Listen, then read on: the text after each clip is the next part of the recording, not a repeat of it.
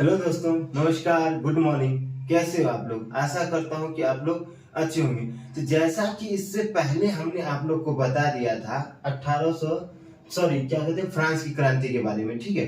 तो फ्रांस की क्रांति के बारे में हमने कहाँ तक बता दिया था आप लोग को? राजनीतिक कारण तक, ठीक है। अब आज हम बात करेंगे सामाजिक कारण, यानी कि फ्रांस की क्रांति का सामाजिक कारण के बारे में हम पढ़ने वाले हैं, ठीक है। तो हम बात करते हैं सामाजिक कारण के बारे में, ठीक है। तो सामाजिक कारण जो था वो 18वीं शताब्दी में समाज 3 स्टेट में विभाजित हो गया था। यानी कि हम सामाजिक कारण में पढ़ते हैं कि सामाजिक कारण में जो था समाज 3 भागों में क्या हो गया था? विभाजित हो गया था, यानी कि 3 स्टेट में विभाजित हो गया था, ठीक है।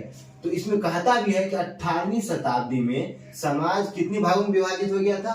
3 भागों में विभाजित हो गया था, ठीक है। और प्रथम स्टेट, अब कहता है कि इसका प्रथम स्टेट जो था स्टेट्स, कहता है कि इसकी संख्या 1,20,000 था और इसमें मुख्यतः पादरी लोग आते थे। यानी कि आपसे पूछ दिया जाएगा कि सामाजिक कारण में समाज कितने भागों में विभाजित था? तो 3 भागों में विभाजित था, ठीक है। और कहता है कि जिसमें प्रथम स्टेट्स में कहा गया है कि इसमें 1,20,000 क्या थे? लोग थे, तथा इसमें मुख्यतः पादरी लोग आते थे। यानी कि प्रथम स्टेट्स में पादरी लोग आते थे, ठीक है। उसके बाद हम बात करेंगे द्वितीय स्टेट्स में, कहता इसमें अभिजात वर्ग था जिसकी संख्या 80,000 था। यानी कि जो दूसरे स्टेट्स थे इसमें 80,000 क्या थे? इसकी संख्या थी और इसमें कौन सा वर्ग आता था? अभिजात वर्ग आता था, ठीक है। आगे कहता है कि इन दोनों वर्गों का कर माफ कर दिया गया था। यानी कि प्रथम और सेकेंड स्टेट्स का जो व्यक्ति था उसको क्या कर दिया गया था? कर युक्त कर दिया गया था, यानी कि कर माफ कर दिया गया था, ठीक है। इसके बाद कहता है तृतीय स्टेट, कहता है कि इसमें 90% जनता इसी में शामिल था। यानी कि तृतीय स्टेट्स जो था इसमें 90% जनता जो था इसी में शामिल था, ठीक है। और कहता है कि इन लोगों का विशेष अधिकार नहीं था। मतलब कि जो तीसरे वर्ग का जो लोग था इसका किसी भी प्रकार का विशेष अधिकार नहीं था। जो अधिकार पादरी और अभिजात वर्ग को दिया गया था वो तृतीय स्टेट्स वाले लोगों को नहीं दिया गया था, ठीक है। कहता है कि इस वर्ग में, यानी कि तृतीय स्टेटस में क्या कहते हैं, बड़े व्यापारी और शिक्षित वर्ग के लोग आते थे जो मध्यम वर्ग कहलाते थे। यानी कि जो बड़े बड़े व्यापारी लोग थे, जो शिक्षित लोग थे, वो मध्यम वर्ग के अंतर्गत आते थे, ठीक है। और वहीं पे अगर हम बात करें किया जाए कि छोटे मजदूर, किसान, नौकर, ये सब जो थे वो कौन से वर्ग में आते थे? निम्न वर्ग में आते थे, ठीक है। अब हम बात करते हैं मध्यम वर्ग के बारे में, ठीक है। क्योंकि मध्यम वर्ग ही फ्रांस की क्रांति जो है इसमें अहम रोल अदा करने वाला है, ठीक है। तो इसलिए मध्यम वर्ग का जो जानकारी है वो हमें लेना जरूरी है, ठीक है। तो बात करते हैं मध्यम वर्ग की। कहता है कि ये लोग सुयोग संपन्न होते थे। यानी कि जो मध्यम वर्ग का जो लोग था वो सुयोग और संपन्न व्यक्ति थे, ठीक है। लेकिन फिर भी इनको इनकी योग्यता के अनुसार उच्च पद नहीं दिया गया था, ठीक है। तो अब नाराजगी जाहिर सी है कि भाई मुन्ना भैया का एक बड़ा डायलॉग फेमस है कि जब आप योग्य हो और आपकी योग्यता को ना पहचाने तो क्या होता है? बहुत दुख होता है। ठीक यही सीन था मध्यम वर्ग के लोग के। क्योंकि मध्यम वर्ग में कौन लोग आते थे? या तो व्यापारी आते थे या तो शिक्षित वर्ग आते थे। तो कहीं ना कहीं वो तो योग्य थे, लेकिन फिर भी इनको अपनी योग्यता के अनुसार उच्च पद प्राप्त नहीं था। तो ये तो एक नाराजगी का मुख्य कारण हो गया। और दूसरा कहता है कि इनका मानना था, यानी कि ये मध्यम वर्ग का मानना था कि सामाजिक ओहदे का आधार योग्यता होना चाहिए, ना कि वंश होना चाहिए। अब जाहिर सी बात है कि भाई जो योग्य होगा वही क्या बनेगा? शासक बनेगा। अब अगर ऐसा नहीं है तो भाई कोई भी मुंह उठा के शासक बन जाएगा, ठीक है। जैसे लुई सोलमा था जो अयोग्य साबित हुआ और वो निरंकुश हुआ और उसके खिलाफ क्या हो गया? आंदोलन हो गया। ठीक उसी प्रकार से ये जो मध्यम वर्ग का लोग था इनका मानना था कि सामाजिक ओहदा जो है वो योग्यता के आधार पे होनी चाहिए, ना कि वंश के आधार पे। आगे कहता है कि यही मध्यम वर्ग के लोग आगे चलकर फ्रांस की क्रांति में अपना अहम भूमिका निभाया। यानी कि यही मध्यम वर्ग का जो लोग था ये फ्रांस की क्रांति में अपना क्या किया, अहम भूमिका निभाया। और कहता है कि यही लोग फ्रांस की क्रांति के दौरान समानता का नारा दिया था। यानी कि समानता का नारा किसने दिया, मध्यम वर्ग के लोगों ने दिया। ठीक है, आप चाहे तो इसका स्क्रीनशॉट ले सकते हैं। ओके, तो जैसा कि हमने पहले आपको राजनीतिक कारण बताया था, सामाजिक कारण बताया था, अब हम बात करेंगे फ्रांस की राजनीतिक कारण की बात, सॉरी आर्थिक कारण के बारे में। क्योंकि हमने पहले आप लोग को कौन कौन सी बातें बता दिया था फ्रांस की क्रांति के दरमियान, कि फ्रांस की क्रांति का प्रमुख कारण क्या क्या था, तो जिसमें हमने आपको सामाजिक कारण, राजनीतिक कारण बता दिया। अब बात करेंगे हम किसके बारे में, राजनीतिक कारण के बारे, आर्थिक कारण के बारे में। किसके कारण बारे में बात करेंगे, आर्थिक कारण के बारे में। जैसे कि हमने पहले आपको सामाजिक कारण, राजनीतिक कारण बता दिया, अब बात करेंगे हम किसका, आर्थिक कारण के बारे में। ठीक है बच्चों, तो जैसा कि कह रहा है इस आर्थिक कारण में कि फ्रांस में आय से ज्यादा व्यय होता था। यानी कि फ्रांस में जो आर्थिक कारण था उसमें होता क्या था कि फ्रांस में जितना आय, मतलब जितना आय नहीं होता था उससे ज्यादा क्या होता था, व्यय होता था। ठीक है, और कहता है कि इसलिए कर लगाने की प्रथा प्रचलन हुआ। मतलब कि आय से ज्यादा व्यय होता था, यानी कि राजकोष क्या होता गया, खाली होता गया। तो ये सब कर जो, मतलब राजकोष जो है वो कहाँ से उपार्जन किया जाएगा, तो कहीं ना कहीं ये किसानों पे कर क्या कर दिया गया था, कर लगा दिया गया था। और यहीं से ये कर लगाने की प्रथा क्या हो गया, प्रचलन हो गया। ठीक है, अब बात करते हैं कि कर निश्चित करने और वसूलने का तरीका भी समान नहीं था। मतलब अब भाई कर तो लगा दिया, लेकिन कर क्या था कि कर को ना जो वसूलने का तरीका होता था वो समान नहीं था। ठीक है, कहता है कि कर निश्चित नहीं था, यानी कि कर भी निश्चित नहीं था कि कितना कर वसूला जाए, और दूसरी बात वसूलने का भी तरीका क्या था, सही नहीं था। ठीक है, अब बात करते हैं कि प्रत्येक 5 से 6 वर्ष बाद फ्रांस की सरकार क्या करता था कि पूंजीपतियों को कर वसूलने का काम कर दे दिया जाता था। यहाँ पे कह रहा है कि प्रत्येक 5 से 6 वर्ष बाद फ्रांस की सरकार पूंजीपति को कर वसूलने का ठेका दे देता था। ठीक है, और यही लोग टैक्स फार्मर कहे जाते थे। मतलब ये जो पूंजीपति कर वसूलते थे यही क्या कहलाने लगे, टैक्स फार्मर कहे जाने लगे। ठीक है, आगे कहता है कि अब किसानों को भूमि कर टैली चुकाना पड़ता था। यानी कि अब किसानों को भूमि का भी कर क्या करना पड़ता था, चुकाना पड़ता था, जिसे क्या कहा जाता है, टैली कहा जाता है। ठीक है, तो आपसे ऐसे पूछ भी देगा कि फ्रांस की क्रांति में भूमि पर जो कर वसूला जाता था तो उसको क्या कहा जाता था, तो उसको क्या कहा जाता था, टैली कहा जाता था। ठीक है बच्चों, अब कहते हैं कि इसके अलावा तीथे नामक धार्मिक कर भी किसानों को चर्च को देना पड़ता था। यानी कि भूमि कर देना पड़ता था।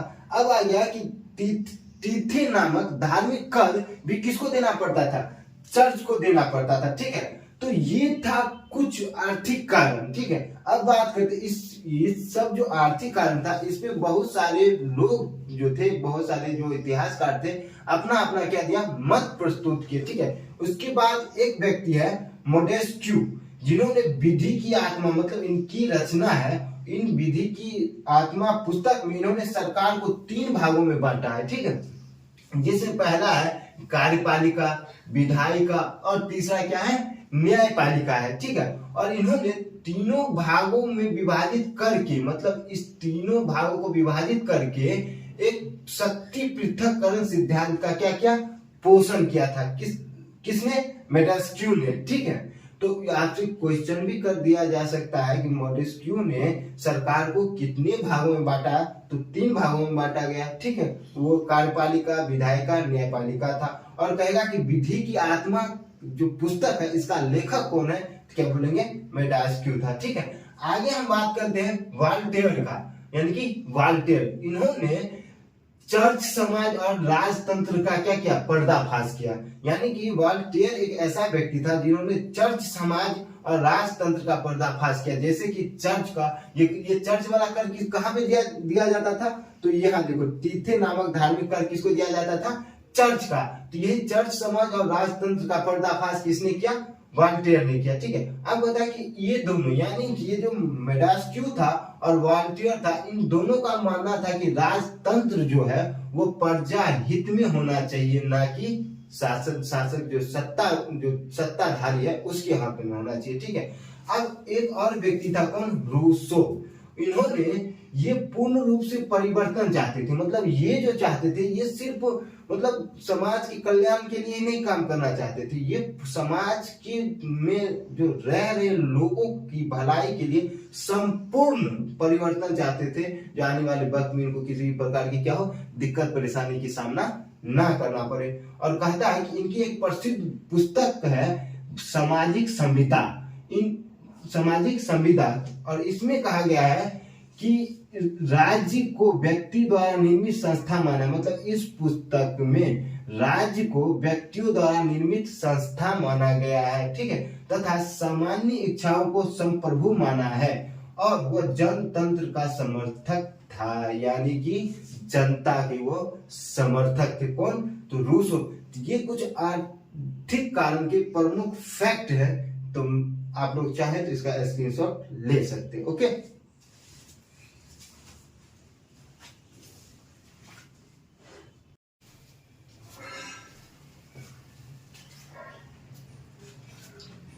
तो जैसा कि हमने आपको पहले बता दिया था कि फ्रांस की क्रांति के प्रमुख कारण क्या क्या था, जिसमें हमने आप लोगों को 3 कारण बता दिया था। पहला बताया था राजनीतिक कारण, दूसरा बताया था सामाजिक कारण, और तीसरा बताया था आर्थिक कारण। ठीक उसी प्रकार से अब हम अगला कारण देखेंगे कि फ्रांस की क्रांति का प्रमुख कारण क्या था। ठीक है, तो आज हम बात करते हैं, लेकिन उससे पहले कहता है आर्थिक कारण में एक और बात कि दिदरो का विरुद्ध ज्ञान कोश के लेखकों ने फ्रांस ने ग्रंथ में क्रांतिकारी विचारों का प्रसार किया, यानी कि आर्थिक कारण के टाइम पीरियड में क्या होता, दिदरो का एक ज्ञान कोश होता था। ठीक है, उसमें कई लेखक होते थे, और इन्होंने लेखक ने अपने लेखकों के माध्यम से फ्रांस में क्रांतिकारियों विचारों का क्या किया, प्रसार किया। ठीक है, आगे हम बात करते हैं कि जो फ्रांस का क्रांति था उसमें एक और इम्पोर्टेंट रोल अदा किया, कौन? विदेशी घटनाओं का प्रभाव फ्रांस की क्रांति में। ठीक है, जैसे कि कहा जाता है इंग्लैंड की गौरवपूर्ण क्रांति, मतलब कहीं ना कहीं फ्रांस की क्रांति जो हुआ था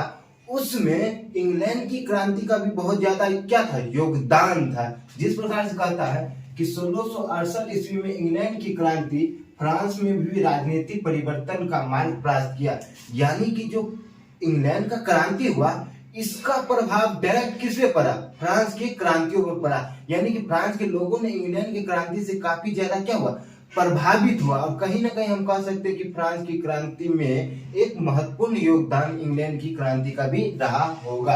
आगे कहता है सैनिक कारण, यानी कि फ्रांस की क्रांति का प्रमुख कारणों में से एक कारण है हमारा राजनीतिक कारण। इसमें कहता है कि नियुक्ति में असमानता, यानी कि सैनिक नियुक्ति में असमानता, यानी कि क्या कहता है कि फ्रांस में जो सैनिक कारण है उसमें कहता है कि सैनिक की जो व्यवस्था थी ना वो मतलब जो हाई कोटि का था, जैसे कुलीन वर्ग का था, पादरी वर्ग का था, तो उसे ही भर्ती लिया जाता था, निम्न वर्ग के लोगों को भर्ती नहीं लिया जाता था। तो कहीं ना कहीं ये क्या हुआ, नियुक्ति में असमानता। आगे कहता है कम वेतन का निर्धारण, यानी कि सैनिकों को क्या किया जाने लगा, यानी कि कम वेतन दिया जाने लगा। तो कहीं ना कहीं इससे क्या होगा, सैनिक असंतुष्ट होंगे।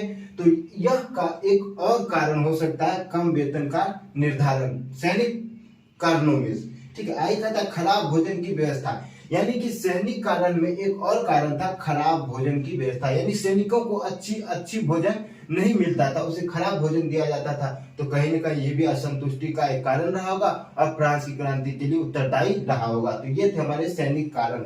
ठीक है, आगे कहता है व्यक्तिगत और धार्मिक कारण, यानी कि अगला कहता है कि व्यक्तिगत और धार्मिक कारण, यानी कि व्यक्तिगत क्रांति और धार्मिक क्रांति ये दोनों कहीं ना कहीं फ्रांस की क्रांति को अग्रसर रूप दिया। ठीक है, आगे कहता है भाषण लेखन विचारों की स्वतंत्रता का अभाव, यानी कि धार्मिक क्रांति में क्या था कि भाषण लेखन विचारों की स्वतंत्रता का काफी ज्यादा क्या था, अभाव था। आगे कहता है धार्मिक स्वतंत्रता का आधार, यानी कि धार्मिक रूप से लोग क्या करते थे, पूजा पाठ नहीं कर सकते थे। तो कहीं ना कहीं ये धार्मिक कारण भी एक क्या हुआ, फ्रांस की क्रांति का अग्रसर रूप था। ठीक है, आगे कहता है व्यक्तियों की गिरफ्तारी, यानी कि बिना वारंट के, यानी कहता है कि व्यक्तियों का जो गिरफ्तारी होता था ना, वो किसी प्रकार की पूछताछ नहीं होता था, सीधे गिरफ्तार कर लिया जाता था। ठीक है, आगे कहता है कानून में एकता का अभाव, यानी कि कानून वर्ग जो था उसमें एकता नहीं था, और यही एकता के कारण जनता क्या था, असंतुष्ट था। तो कहीं ना कहीं ये भी एक कारण रहा होगा।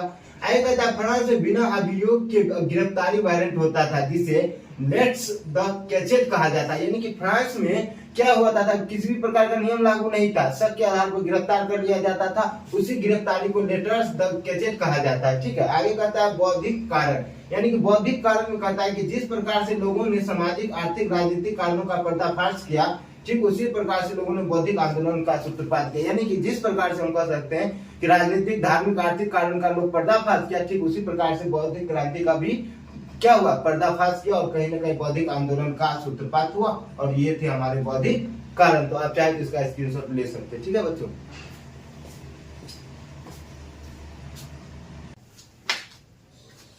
तो हेलो दोस्तों, जैसे कि हमने आपको पहले फ्रांस की क्रांति के प्रमुख कारणों के बारे में बता दिया था, जिसमें हमने बताया था पहला राजनीतिक कारण, आर्थिक कारण, सामाजिक कारण। ठीक उसी प्रकार से आज हम बात करेंगे इसमें अमेरिकी स्वतंत्रता संग्राम, मतलब कि फ्रांस की क्रांति में यह भी एक अहम भूमिका निभाया था। कौन, अमेरिकी स्वतंत्रता संग्राम। इसमें कहता है कि अमेरिकी स्वतंत्रता संग्राम में लियाकते के नेतृत्व में फ्रांसीसी सेना ने इंग्लैंड के विरुद्ध भाग लिया था, जिसमें वहां गणतंत्रात्मक शासन की स्थापना हुआ था।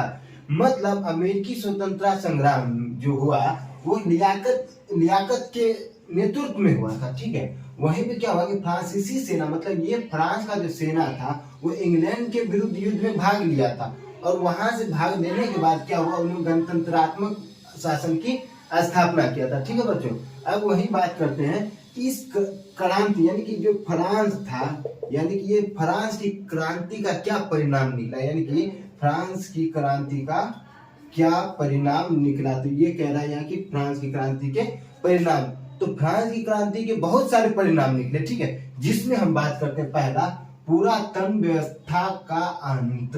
पुरातन व्यवस्था का अंत मतलब इसमें क्या होता है कि सामंतवाद का अंत होता है। ठीक है, और कहता है कि आधुनिक युग का जन्म दिया, यानी कि पुरातन व्यवस्था में क्या होता है कि सामान्यवाद का अंत होकर एक नए युग की क्या होता है, आरंभ होता है। और कहता है कि इसमें स्वतंत्रता, समानता, बंधुत्व को आगे बढ़ाया गया, यानी कि पुरातन व्यवस्था में क्या हुआ कि जो था नए युग का आरंभ हुआ और समानतावाद का अंत हुआ, तथा साथ में ही स्वतंत्रता, समानता, बंधुत्व को क्या किया गया, आगे बढ़ाया गया। ठीक है, आगे कहता है कि धर्मनिरपेक्ष राज्य, यानी कि फ्रांस की क्रांति का जो परिणाम निकला उसमें दूसरा था धर्मनिरपेक्ष राज्य, यानी कि इसमें सभी धर्मों को समान रूप से देखा गया, जनता को धार्मिक स्वतंत्रता दिया गया। मतलब धर्मनिरपेक्ष राज्य में क्या हुआ कि सभी धर्मों को क्या किया गया, समान रूप से देखा गया, और धर्मों के लिए क्या किया गया, अपने अपने धर्म को मानने के लिए स्वतंत्रता दे दिया गया। ठीक है,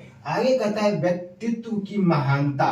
कहता है कि नेशनल असेंबली में लोगों की महत्व तथा मौलिक अधिकार कर्तव्य की घोषणा किया गया, यानी व्यक्तित्व की महानता में इसमें लोगों की जो मौलिक अधिकार होता है इसकी क्या किया गया, घोषणा किया गया। ठीक है, दूसरा चौथा है हमारा समाजवाद का आरंभ, यानी कि जनता की अधिकार की रक्षा, यानी कि इसमें क्या किया गया समाजवाद में कि जनता की जो अधिकार होता है उसकी रक्षा किया गया, तथा अमीरों की जगह गरीबों का पक्ष लिया गया, किसमें, समाजवाद में। तो ये फ्रांस की क्रांति का परिणाम हुआ। आगे कहता है दास प्रथा का उन्मूलन, यानी कि 1794 में कन्वेंशन ने दास मुक्त कानून पारित कर दिया, यानी कि दास प्रथा में क्या, दास प्रथा का अंत हुआ, और 1794 में क्या किया गया, दास प्रथा को मुक्त कर दिया गया। ठीक है, आगे कहता है कि 1848 में अंतिम रूप से फ्रांसीसी उपनिवेशों से दास प्रथा का उन्मूलन किया गया था।